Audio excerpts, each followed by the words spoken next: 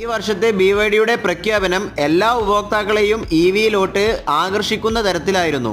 വെറും 5 മിനിറ്റ് കൊണ്ട് ചാർജ് ചെയ്ത് കഴിഞ്ഞാൽ 400 കിലോമീറ്റർ വരെ സഞ്ചരിക്കാൻ പറ്റുന്ന ടെക്നോളജിയുടെ ആദ്യപടി എന്നുള്ള തരത്തിൽ 4000 1 മെഗാവാട്ട് ഫാസ്റ്റ് ചാർജിംഗ് സ്റ്റേഷൻസ് ആണ് ചൈനയിൽ ഉടനീളം BYD കൊണ്ടുവരാൻ ഉദ്ദേശിക്കുന്നത്. ടെസ്ലയുടെ ഏറ്റവും വില കുറഞ്ഞ മോഡലായിട്ടുള്ള ടെസ്ല മോഡൽ Y അതുപോലെ തന്നെ ടെസ്ല മോഡൽ 3 ഇന്ത്യയിൽ അവതരിപ്പിക്കാൻ ടെസ്ല ഉദ്ദേശിക്കുന്നത്.